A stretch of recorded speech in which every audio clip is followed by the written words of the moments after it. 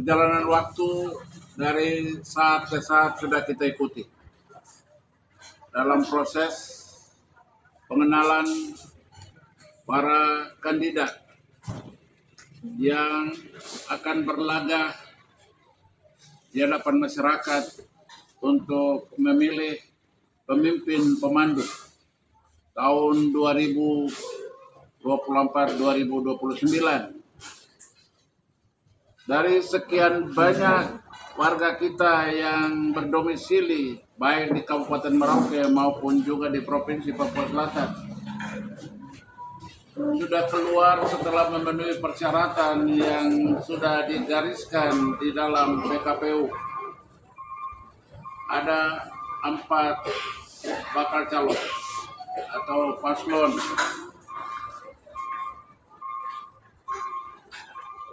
Sangat kebetulan bahwa baik di Provinsi Papua Selatan maupun di Kabupaten Merauke, angka 4 menjadi angka dari paket yang akan dipilih oleh masyarakat pemilih kedaulatan di Provinsi Papua Selatan dan juga di Kabupaten Merauke. Kedaulatan tertinggi berdasarkan konstitusi negara yang diatur di bab 1 Undang-Undang Dasar 45 tentang bentuk dan kedaulatan di ayat 2 memberikan penggarisan justisi yang mengatakan bahwa kedaulatan berada di tangan rakyat dan dilaksanakan menurut Undang-Undang Dasar. Ini menjadi landasan konstitusi yang melandasi kita untuk melaksanakan pemilihan 4 bakal calon baik di provinsi maupun di kabupaten. Pemilih kedaulatan berdasarkan penggarisan konstitusi itu adalah rakyat, sehingga rakyat menjadi primadona untuk diyakinkan siapa yang kira-kira mereka pilih sebagai pemimpin pemandu di dalam blok 5 tahunan ke depan, yaitu 2024-2029. Oleh karena itu, selaku senior di tanah ini dan juga senior Pamong Praja dan juga senior yang berpengalaman pernah berlaga dalam pemilihan bupati mulai tahun 2000 sampai 2010. Dengan bekal pengalaman itu, saya ingin menyampaikan kepada seluruh pemilih di tanah ini, apa yang dikatakan Tuhan di dalam firman-Nya di dalam Matius 7:6 untuk umat Nasrani. Jangan kamu memberikan barang yang kudus, dan jangan melemparkan mutiara itu kepada hewan yang sangat tidak menyenangkan jika diucapkan. Tetapi posisi kedaulatan berdasarkan penggarisan firman itu menegaskan bahwa kedaulatan itu adalah barang yang suci dan kedaulatan itu adalah mutiara. Oleh karena itu, dua bentuk proses yang telah digariskan oleh Tuhan dengan menyebutkan bahwa barang kudus kita analogikan itu menjadi penegas terhadap kedaulatan, juga mutiara. Oleh karena itu, berikanlah kepada pengemban atau pengelola barang yang kudus dan juga pengelola mutiara kedaulatan rakyat yang ada di tanah. Penyesalan selalu datang belakangan. Oleh karena itu, berhati-hatilah dalam menentukan sikap, dalam menentukan nurani masing-masing. Ketika hadir berbagai polesan kata-kata godaan, baik yang melangit maupun yang tetap di bumi, itu menjadi catatan yang harus dipegang. Kata orang Marin, di dalam semua goncangan ini jadilah kau atau tiang peneguh yang harus dipegang oleh pemilik kedaulatan itu, supaya tidak goyah hanya karena godaan-godaan kalimat indah yang menawarkan sorga, tetapi sesungguhnya tidak menjadi jaminan bahwa sorga akan dihadirkan di dalam pelayanan sebagai tokoh atau sebagai pemimpin di dalam blok 5 tahun pengabdian yang akan digelar oleh siapapun yang dikehendaki oleh rakyat untuk menjadi pemandu, menjadi pemimpin, menjadi pelayan di dalam perjalanan langkah harapan kita 5 tahun mendatang. Di Sekretariat Perjuangan Provinsi Papua Selatan, di mana semangat ini dimulai, di mana fondasi hak otonomi yang sudah digariskan di dalam Undang-Undang Dasar 1945 Pasal 18 B ayat 2, negara mengakui dan menghormati kesatuan-kesatuan masyarakat hukum adat beserta hak-hak tradisionalnya sepanjang masih hidup dan sesuai dengan perkembangan masyarakat dan prinsip negara kesatuan Republik Indonesia yang dilaksanakan dalam undang-undang. Jadi otonomi daerah kita itu sesungguhnya adalah otonomi kesatuan masyarakat hukum adat.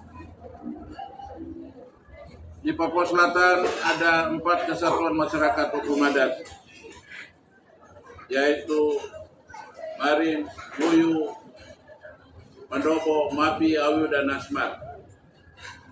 Jika ada selentingan komentar bahwa masyarakat Tamario juga ingin mendapatkan ruang sebagai salah satu komunitas masyarakat hukum adat, itu secara internal diselesaikan di dalam komunitas hukum adat itu. Tetapi hari ini saya hadir di dalam perjalanan sejarah kita dari 1902 pemerintahan mulai dihadirkan di negeri Papua Selatan, yang zaman Belanda disebut Sydney Guinea Selatan, yang sekarang Papua Selatan, yang membawai Onderapeling Merauke untuk suku Marin di Merauke, Onderapeling Muyu untuk masyarakat Muyu di Mindikdana, Onderapeling Bouvendigul untuk masyarakat Wambon atau masyarakat Mandobo di Tanah Merah, dan masyarakat Mapi dan Awiu di bawah naungan Onderapeling Mapi di Masin, bukan di Kepi pada saat awal itu. Lalu Onderapeling Asmat di Agats. Proses itu kita sudah tempuh, lalu beralih ke integrasi Papua tahun 1969 setelah melalui plebissit atau penentuan pendapat rakyat Irian Barat, dan berlanjut sampai pembentukan provinsi baru, termasuk kita Provinsi Papua Selatan yang didirikan dengan akta pendirian di dalam nomenklatur sistem ketatanegaraan Undang-Undang Nomor 14 Republik Indonesia tahun 2022. Sehingga pada kesempatan yang berbahagia ini saya ingin menandaskan bahwa hari jadi Provinsi Papua Selatan bukan 11 November. Tetapi yang benar adalah 25 Juli 2022. Sehingga kalau ada perayaan tanggal 11, saya sendiri tidak mengerti sebagai tokoh pejuang yang ikut mengawal sampai hadirnya provinsi sebagai daerah otonom baru Provinsi Papua Selatan di dalam jajaran sistem ketatanegaraan Republik Indonesia. Provinsi daerah otonom baru ini didirikan dengan Undang-Undang Nomor 14 tahun 2022. Ditandatangani oleh Presiden Republik Indonesia tanggal 25 Juli 2022. Disahkan dengan mencatat di lembaran negara nomor lembaran negara 2022 nomor 157 dan tambahan lembaran negara nomor 6803 dan berlaku sah tanggal 25 Juli 2022.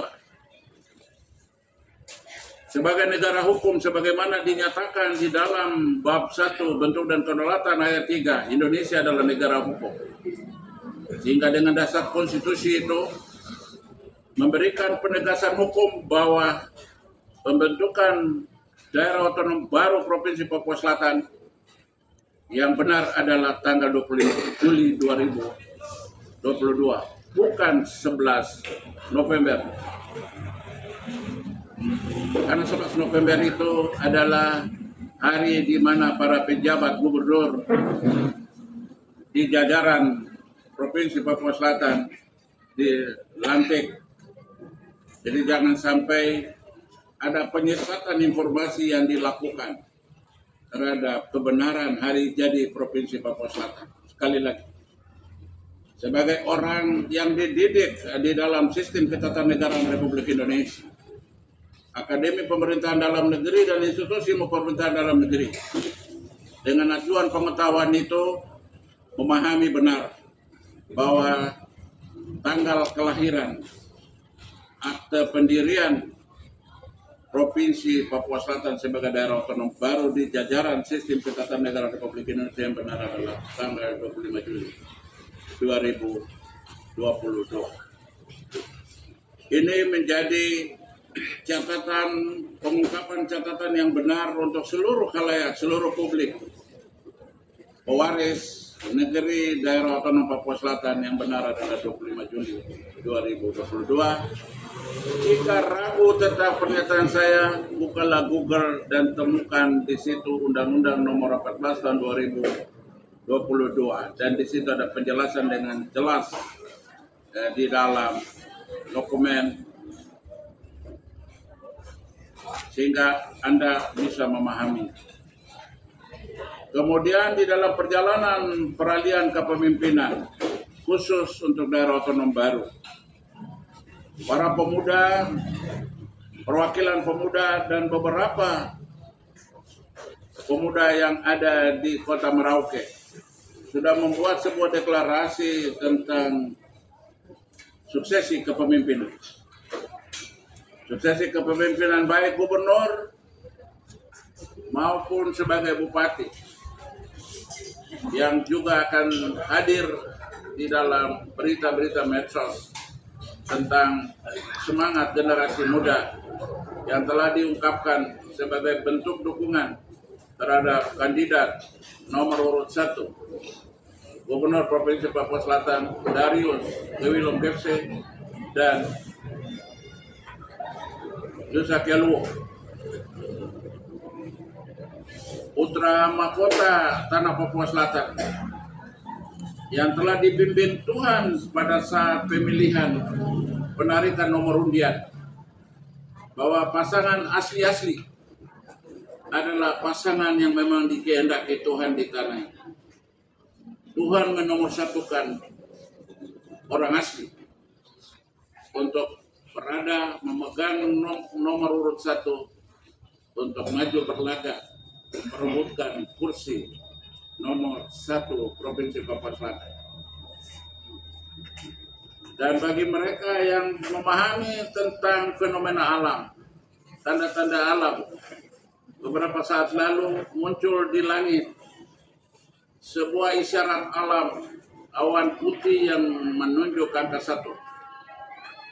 Ini bukan soal faktor kebetulan, tapi ada isyarat alam yang harus diketahui oleh masyarakat.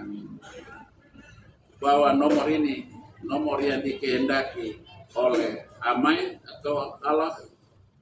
Nomor ini dikehendaki oleh alam tanah ini.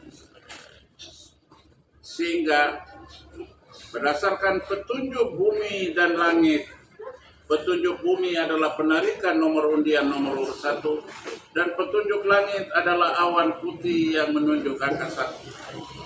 Ini menjadi dua petanda petunjuk yang menjadi panduan bagi para pemilih. Jika ragu-ragu, ikutilah panduan itu.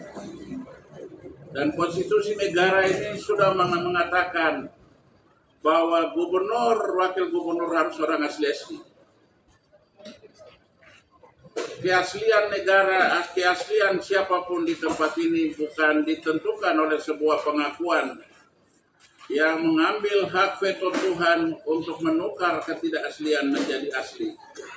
Tetapi penggarisan keaslian itu datang dari Amai Tuhan, Sang Agung Pencipta dan penggaris daripada keaslian. Oleh karena itu, saya hari ini tampil memperteguh, mendukung pernyataan pemuda yang telah menyatakan deklarasi dukungannya. Kita kembali setback kepada sebuah perjalanan sejarah pada saat Bung Karno ingin memproklamirkan negara Republik Indonesia. Dan dia mengatakan, kasihlah 10 pemuda. Dan dengan 10 pemuda itu aku akan merubah dunia, merebut dunia. Di dalam konsep konservasi yang mengatakan bahwa jangan membunuh ayam demi telurnya, dan di situ ada pesanan bahwa jika Anda berpikir 1 tahun, tanamlah biji. Jika Anda berpikir 10 tahun, tanamlah pohon. Dan jika Anda berpikir 100 tahun mendatang, didiklah manusia. Dan proses landasan kodrat ini secara estafet itu berada pada generasi berikut. Oleh karena itu, deklarasi yang disampaikan oleh pemuda itu menjadi sebuah momentum di mana mereka menjadi penerima estafet berikutnya siap memenangkan kandidat nomor urut 1 dan nomor urut 2. Ini kemauan dan juga salah satu pemilik kedaulatan dari penggarisan hukum negara ini. Jadi silakan siapa saja tidak berkeberatan tentang hal ini, tapi itu adalah hak mutlak mereka untuk menyatakan sikap suci mereka. Silakan yang lain mau berada di barisan yang lain, itu juga kedaulatan hukum di negara ini menjamin siapapun. Dan ketika ada pertanyaan tentang apa yang akan dilakukan, langkah-langkah yang akan dilakukan untuk memberi peluang kepada generasi muda. Kalau kita bicara dari konsep ASN, provinsi ini akan ditata dengan baik, kabupaten juga ditata dengan baik, supaya terjadi keseimbangan proporsi dari seluruh komunitas yang ada di Papua Selatan dan juga di Kabupaten Merauke. Untuk halayak di Papua Selatan dan juga Kabupaten Merauke, konsep dalam sistem ketatanegaraan yang dibuka untuk menjamin tertampungnya generasi muda itu adalah melanjutkan pembentukan Kota Madya Merauke yang sudah masuk dalam daftar Dewan Pertimbangan Otonomi Daerah, 65 daerah otonom. Yang masih tertinggal itu adalah Kota Madya Merauke, Kabupaten Muyu, Kabupaten Admi Korbay, dan Kabupaten Digul Muara. Sehingga inilah untuk masyarakat saudara-saudara saya, baik di Kota Merauke, maupun di Muyung, maupun di Awiu, yang merindukan Admi Korbay dan Digul Muara.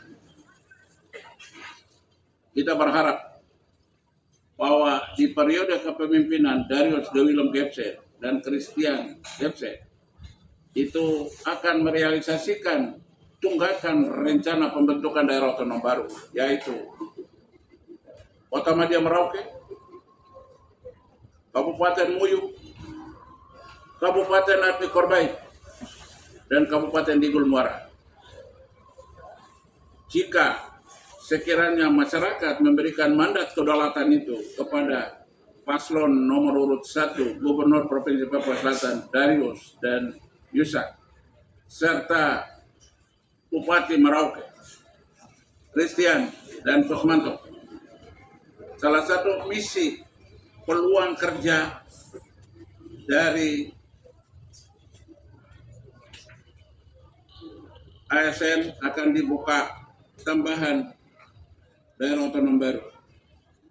Jika ada komentator yang mengatakan bahwa Kota Madya Merauke untuk siapa, Kabupaten Muyung untuk siapa, Kabupaten Admi Korbay untuk siapa, sudah terbukti bahwa ada penjilat lidah yang dulu pernah mengungkapkan bahwa Provinsi Papua Selatan dia menjadi orang yang sekarang malah duduk menjadi salah satu lembaga kerakyatan di situ.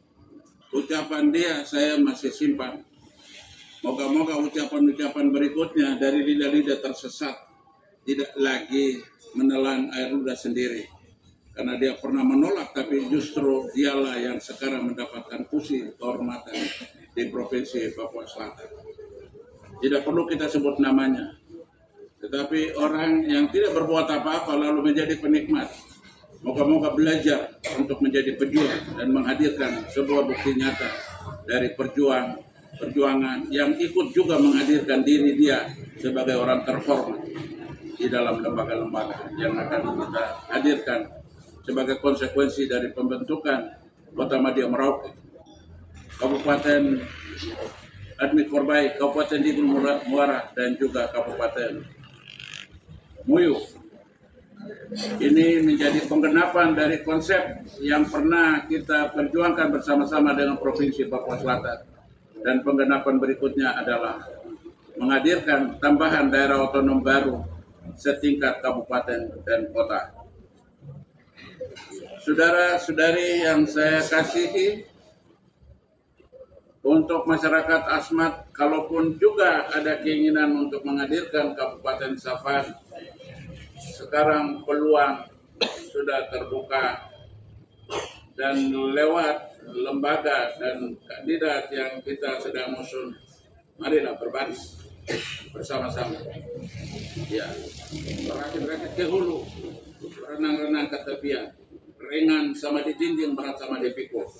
Mari kita pikul tanggung jawab perkembangan daerah ini dengan membuat terobosan-terobosan yang dapat membuat kita berada dalam peran itu. Dan juga kita menata ulang proporsi dari kehendak pembentukan otonomi di daerah ini supaya tidak melakukan penyelundupan yang menggusur pemilik hak wilayah di tanah ini. Sehingga proporsi ini akan diatur dengan bijaksana.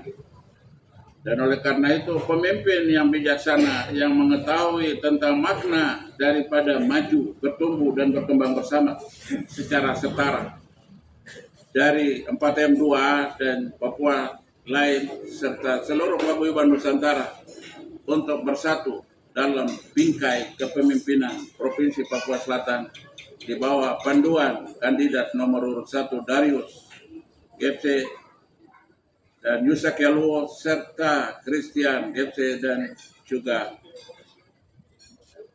Haji Kusmanto.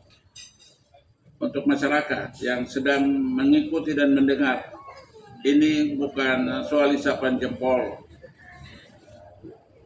Komposisi pemerintahan saat ini juga memberikan sebuah momentum bagi kita, karena ada hal tertentu yang bisa kita manfaatkan ketika kita memiliki kedekatan komunikasi dengan pemimpin negara dan juga dengan seluruh jajaran kabinet yang ada, untuk kita setahap lebih maju dengan program-program konkret yang sedang kita jalankan. Komentar silakan, mau jadi komentator silakan, tetapi yang kelompok lain, mari kita menggelar sebuah bukti nyata dengan dorongan generasi muda dirangkul dengan lembaga-lembaga yang ada, AMPI, KNPI, dan juga jajaran-jajaran yang berada di bawah naungan agama. Ya, itu juga akan menjadi rangkulan sebagai satu paket gerakan pembangunan Provinsi Papua Selatan dan Kabupaten Merauke. Sehingga dengan seluruh stakeholder itu kita bersatu padu untuk merancang sebuah langkah masa depan kita bersama di negeri Fajar Indonesia berawal, yaitu di Kabupaten Merauke dan Provinsi Papua Selatan. Ini harapan saya dan ajakan saya semua. Silakan menggunakan hak kedaulatan yang telah dianugerahkan Tuhan dan juga telah digariskan oleh Ketatanegaraan bangsa ini. Di dalam bab 1 bentuk dan kedaulatan, ayat 2, kedaulatan berada di tangan rakyat dan dilaksanakan menurut undang-undang. Jangan salah serahkan kedaulatan ini kepada orang yang salah, supaya besok tidak menyesal. Karena waktu tidak pernah terulang, waktu tidak pernah ditunda hanya karena ada kelompok orang yang masih kecewa. Tetapi gunakan momentum waktu ini dengan baik, supaya kita tetap mendapat dukungan dari keputusan kita sendiri. Ini yang bisa saya sampaikan kepada seluruh khalayak yang tinggal beberapa saat lagi akan memasuki hari penentuan pemilihan gubernur dan bupati definitif untuk masa bakti 2024-2029. Moga-moga ajakan saya meskipun panjang lebar, tetapi ini kan memandu kita semua untuk menuju TPS dengan kepastian keputusan bahwa saya tetap berada di dalam barisan dukungan kandidat nomor urut 1 gubernur dan kandidat nomor urut 2 bupati. Itu harapan saya selaku Bapak Negeri ini, dan tidak mengabaikan siapapun. Tetapi saya berharap bahwa apa yang menjadi penggarisan, komen dan segala pandangan silakan saja, tapi sampaikanlah dengan argumentasi yang konkret. Tidak mencari pembenaran, tetapi membuat penggarisan kebenaran dalam proses penentuan gubernur dan bupati definitif masa bakti 2024-2029. Selamat memastikan diri untuk menuju TPS tanggal 27 November 2024 nanti, dan selamat menjalankan amanat konstitusi ini, amanat kedaulatan, dengan sikap yang teguh, tidak tergoyahkan oleh godaan dan serangan-serangan yang akan bermunculan. Tetapi pastikan sekali kandidat nomor urut 1 dan 2 tetap sampai tanggal 27 November 2024. Terima kasih, malam baik, dan tanggal bersejarah untuk kita semua.